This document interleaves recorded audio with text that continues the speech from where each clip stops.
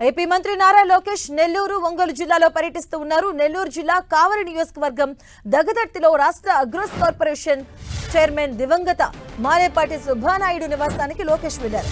మాలేపాటి సుబ్బానాయుడు కుటుంబ సభ్యులను లోకేష్ పరామర్శించారు.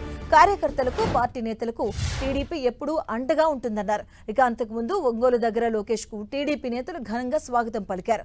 టంగుటూరు టోల్ గేట్ వద్ద ఒంగోలు ఎంపీ మాగుంట శ్రీనివాసరెడ్డి అలాగే ఏపీ టూరిజం బోర్డు చైర్మన్ ఆధ్వర్యంలో ఘన స్వాగతం పలికారు. ఇటు కందుకూరు నియోజకవర్గం తెట్టు వద్ద ఎమ్మెల్యే ఇంటూరి నాగేశ్వర భారీగా గజమాలతో లోకేష్ కు స్వాగతం చెప్పారు. తన పర్యటనలో ప్రజలు కార్యకర్తల నుంచి అర్జీలను లోకేష్ స్వీకరించారు.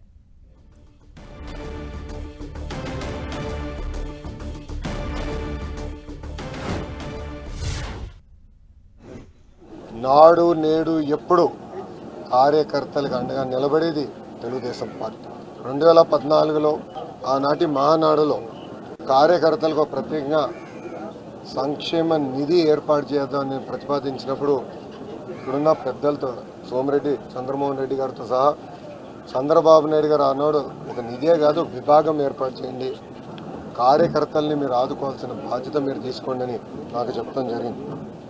ప్రతి కార్యకర్తల సంక్షేమం కోసం 135 కోట్ల రూపాయలు ఒక తెలుగుదేశం పార్టీ ఖర్చు పెట్టింది. అంతేకాకుండా గతంలో ఫ్యాక్షన్ దాడిలో ఆనాటి పాలకులు మా కార్యకర్తలను చంపేస్తే వాళ్ళ పిల్లలు మళ్ళీ ఫ్యాక్షన్లోకి వెళ్ళకూడదని హైదరాబాదులో ఒక మోడల్ స్కూల్ ఏర్పాటు చేసి ఆ పిల్లలకి కార్పొరేట్ స్థాయి పాఠాలు చెప్పించి ప్రయోజకులుగా కూడా మార్చడం జరిగింది.